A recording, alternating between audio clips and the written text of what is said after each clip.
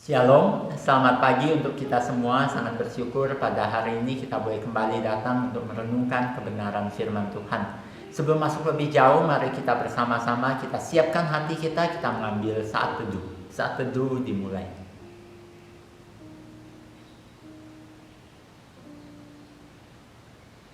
Saat teduh selesai, saat ini kita mau bersama-sama, kita mau tinggikan Tuhan kita dengan mengangkat pujian hormat bagi Allah Bapa, karena Dia adalah Allah yang layak kita tinggikan. Kita nyanyikan pujian ini, hormat bagi Allah Bapa. Hormat bagi Allah Bapa, hormat bagi anaknya, hormat bagi Roh penghibur ketiganya yang esa. Haleluya, haleluya, ketiganya yang esa.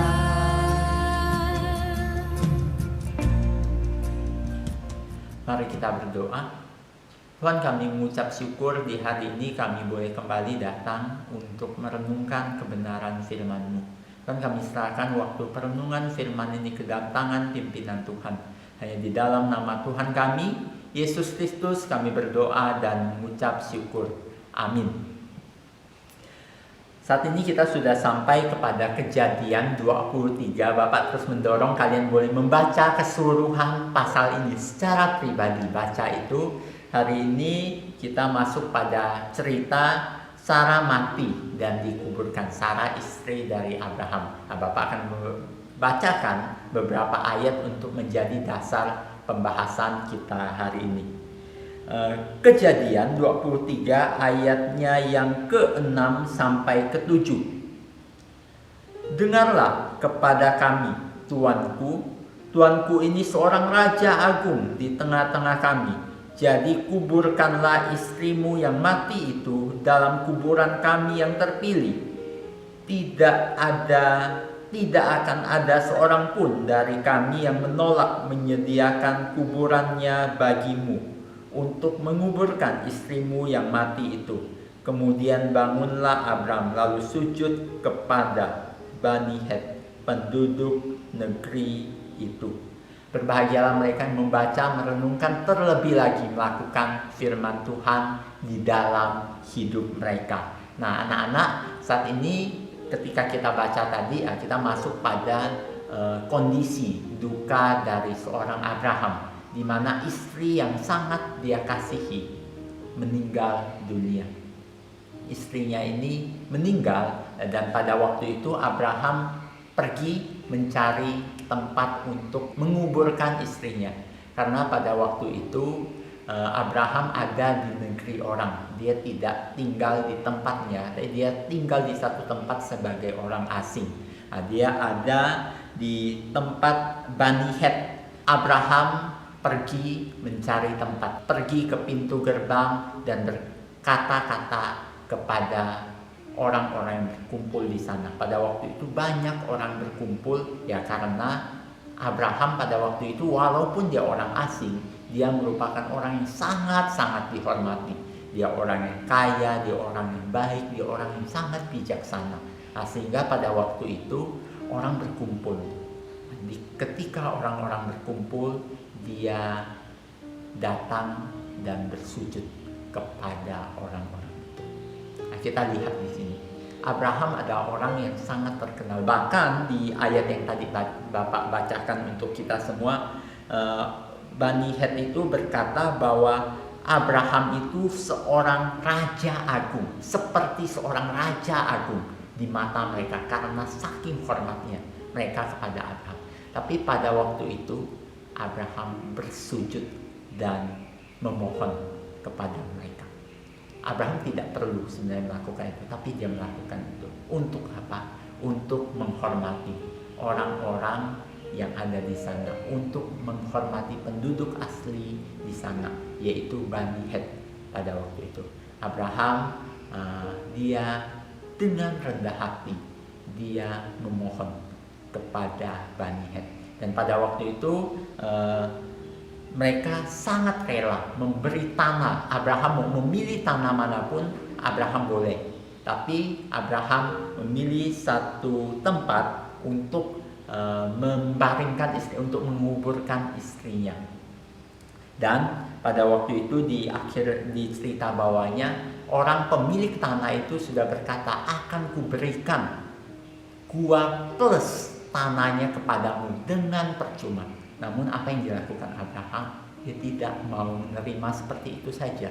Dia mau membeli itu sebagai tanah belian, tanah yang telah dibeli, bukan tanah yang diberikan orang lain secara cuma-cuma. Tanah itu dibeli, akhirnya ada harga yang sepakat, dan Abraham membayar itu dengan penuh, dengan harga yang penuh, bahkan tinggi pada waktu itu. Abraham melakukan itu. Nah, kita lihat di sini, apa yang dapat kita pelajari dari Abraham di dalam cerita ini? Dia orang yang terkenal, tapi dia tetap sangat rendah hati, dan dia melakukan semuanya dengan wajar. Dia tidak mengambil keuntungan dalam kondisi dia dihormati, tapi dia melakukan sesuatu yang wajar. Dia membayar pemilik tanah dengan harga yang wajar, dan dia melakukan sesuatu yang wajar. Nah, saat ini kita boleh belajar dari Abraham. Abraham rendah hati, siap sujud untuk memohon tanah itu, padahal dia tidak perlu melakukannya. Kalau kita lihat dari statusnya, nah, dia juga menghormati orang-orang di sana, meminta izin untuk menguburkan istrinya itu di tanah itu. Nah, dia meminta izin, menunjukkan dia memiliki sifat yang hormat. Nah, yang ketiga kita lihat, dia melakukan sesuatu yang wajar. Bukan yang ketiga sih, lebih tepatnya dia melakukan semua ini tadi, kerendahan hatinya dan sifat hormatnya itu didasarkan pada sebuah dasar bahwa dia tahu dia harus melakukan sesuatu yang wajar sebagai umat Tuhan. Saat ini bagaimana dengan kita? Apakah kita melakukan sesuatu yang wajar di dalam kehidupan kita sebagai anak-anak Tuhan, sebagai murid yang sekolah di sekolah Kristen, murid yang mempelajari Alkitab?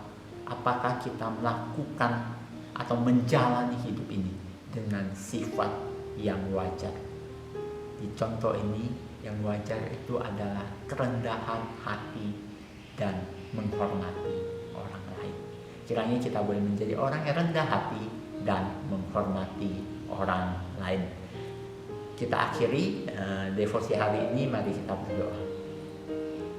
Tuhan, kami mengucap syukur di hari ini firman-Mu kembali mengingatkan kami satu pesan yang begitu penting, bahwa kami harus hidup wajar sebagai anak-anak Tuhan. Bantu kami agar kami boleh terus belajar bagaimana kami harus rendah hati, kami harus menghormati setiap orang yang ada di sekitar kami, dan Tuhan bantu kami karena kami tahu itu bukan hal yang mudah. Terima kasih Tuhan, kami serahkan seluruh hidup kami, proses belajar kami, semuanya ke dalam tangan pimpinan Tuhan. Hanya di dalam nama Tuhan kami, Yesus Kristus, kami berdoa dan mengucap syukur. Amin. Sekian devosi hari ini. Nah, kalian boleh terus mengisi devosi, isi semua apa yang perlu diisi.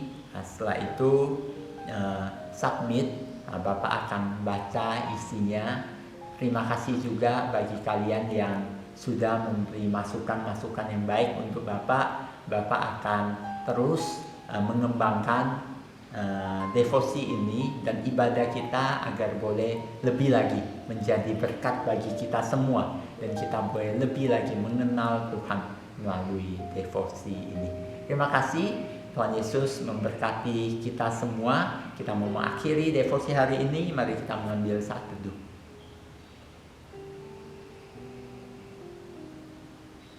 Saat teduh selesai, kiranya Tuhan Yesus memberkati kita semua. Soli Deo Gloria.